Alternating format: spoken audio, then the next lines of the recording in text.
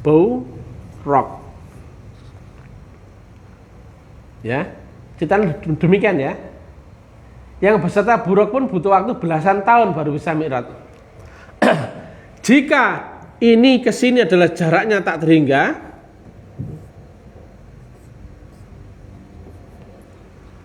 ya, konstanta ya. Maka jika jaraknya adalah tak terhingga, sementara jarak sama dengan kecepatan kali waktu, sedangkan waktumu terbatas, maka dihilangkan. Maka engkau harus ketemu kecepatan yang tak terhingga. Atau kecepatan, ini kecepatan ya, kecepatannya menggandeng faktor X,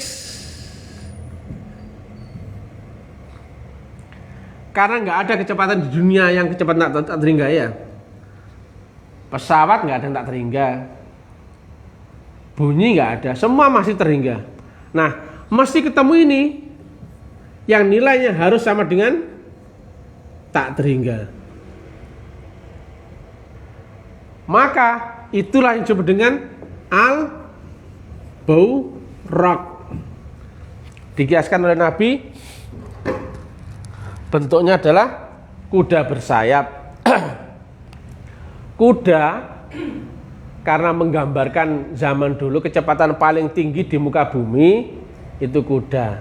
Sayap itu karena menggambarkan kecepatan paling tinggi di udara. Maka digabungkanlah, karena nalarnya zaman dulu masih bodoh-bodoh, nalarnya belum mumpuni, akhirnya digambarkan buraq itu kuda bersayap. Itu kias, simbol. Artinya buraq ini adalah faktor tak terhingga, kecepatan tak terhingga. Tanpa ini mustahil kau bisa kembali. Kenapa? Engkau harus butuh waktu tak terhingga. Sementara waktumu terbatas, umur duniamu. Ya, waktumu terbatas, nggak mungkin bisa melampaui jarak yang tak terbatas. Ini matematika ya, dan ini fisika, mohon maaf, ini fisika ya. Kalau kita ngomong ilmiah ya, kalau taklim ma'rifat pelajaran semua ilmiah. Nah, artinya engkau harus baca al-buraq. Ini unsur Tuhan yang ditanamkan dalam kalbu seorang yang dikehendakinya. Nah, lihat ini di Asy-Syura 5:2. Di situ ada kalimat satu, wahyu, nur, kitab, nur, iman, petunjuk, jalan lurus. Dan demikianlah kami wahyukan. Wahyu ini ternyata berlakulah hubungan antara Allah dengan manusia karena ada jalannya, yaitu lewat nur. Jadi hubungan manusia dengan Allah Ta'ala itu bisa lewat wahyu, bisa lewat dibalik tabir, dan bisa lewat malaikat Jibril.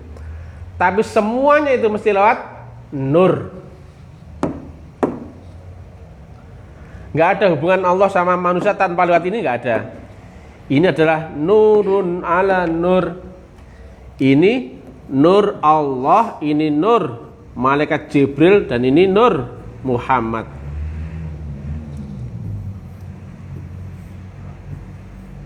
Nah, tapi manusia yang tidak ketemu ini nggak mungkin bisa nyebrang.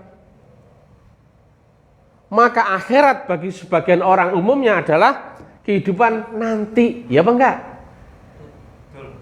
Nantinya itu kenapa? Karena adanya setelah mati.